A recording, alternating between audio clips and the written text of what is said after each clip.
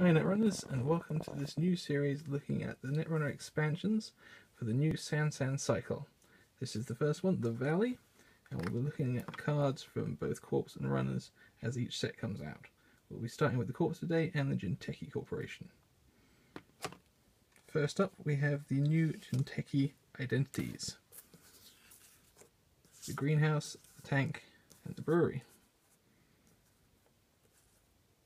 Now each of these starts play as one of these, the Techy Biotech Life Imagined. And before your first turn, you may swap this card with any of these other identities by just playing 3 clicks. The brewery, when you flip it, instantly does 2 net damage. When you flip the tank, you shuffle your archives into R&D. And when you flip this identity, place 4 advancement tokens on a card that can be advanced for the greenhouse. Each of these abilities is amazing for very different reasons. With the brewery, suddenly being able to do 2 net damage to the runner can be game winning. If you've got them down to just holding 2 cards in their hand, you can just instantly kill them. In the tank, with shuffling all your archives into R&D, if you've got those cards that are helping you get your money, or you've got cards that have helped you deal net damage to the runner, and you can just get them back out of your archive into your R&D so you can draw them again.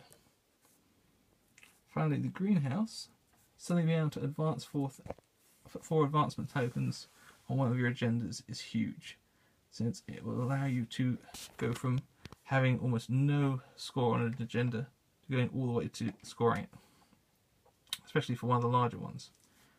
Next,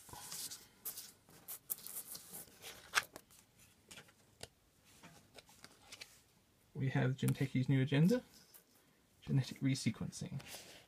Costs 3 to resolve it and scores 1 point. When you score genetic researching, you may place 1 agenda counter on an agenda in your score area. This can allow you to reuse several of the other agenda's abilities. There's plenty out there that each have a hosted agenda counter. You use it once and then it's gone. For this, you can use it again.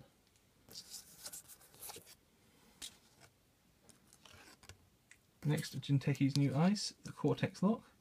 2 to res and strength 4. Do 1 net damage for each unused MU the runner has. Now this is great early game because it's not too expensive to resolve. It's strong enough that the runner might not be able to break it, and they will probably only have 1, maybe 2 icebreakers in play. So they're going to have at least 2 memory units, maybe 3 or 4 unused, so that you can hit them for 4, maybe 3 net damage straight away. And finally, we come to the Techy upgrade, the Valley Grid, 3 to resolve. This allows you, whenever the runner breaks all subroutines on a piece of ice protecting this server, his or her maximum hand size is reduced by 1 until the beginning of your next turn. Now, if we think about that, if you've got a server that has 3 pieces of ice protecting it, and the runner breaks all of them, suddenly he's got a hand size of 2. That's phenomenally good, especially if you're combining it with the brewery,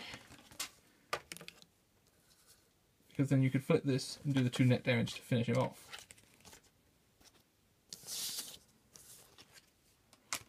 Right, in our next episode we'll be looking at both Hasbiroid and Whalen Corporation.